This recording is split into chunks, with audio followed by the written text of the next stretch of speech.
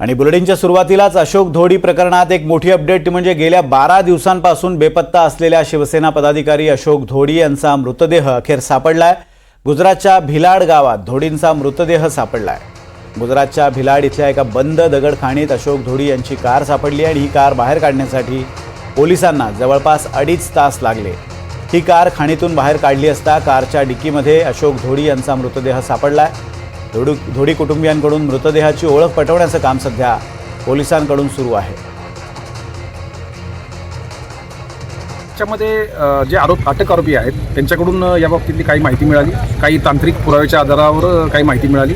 या दोन्हीच्या कॉम्बिनेशनमध्ये spot fix करणं अत्यंत आवश्यक होतं, कारण व्हेइकल हे तिथून गायब होतं, व्हेइकलसह ती व्यक्ती गायब होती आणि याच्यामध्ये सर्व रेकी करण्यात आलेली होती, प्लॅनिंग करण्यात आलेलं होतं।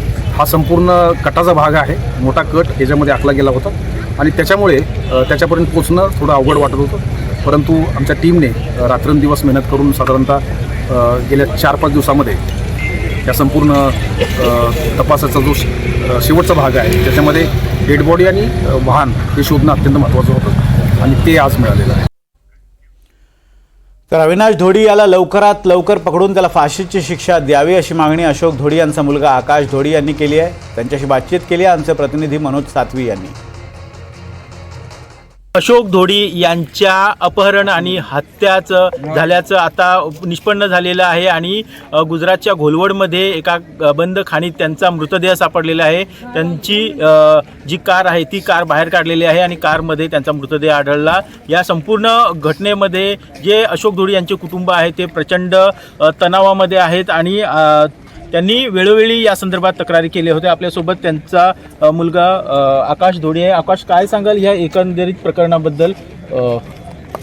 जे आरोपी आहे ते लोकांना फाशीची सजा व्हायला पाहिजे, नाहीतर हे लोकांना फाशीची सजा नाही होईल ना तर पालघर जिल्हा पूर्ण धोक्यात जाईल, कारण की हे लोक एकच आरोपी नाही, हे लोक 10-9 जण आहेत हे लोक आरोपी।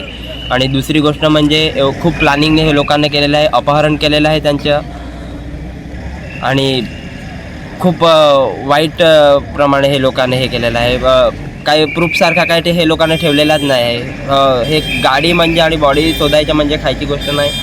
LCB टीम हे अन्याय खूप आम्हाला सहकार्य केलं, लोकल पोलिसांना असं पण आम्हाला पुढे LCB टीम तुम्ही पुढे सपोर्ट करावा आणि हे लोकांना फाशीची सजा द्यावी। आरोपी जो मुख्य आहे अविनाश धोडी तो पळालेला आहे, फरार आहे, त्याबद्दल काय सांगशील?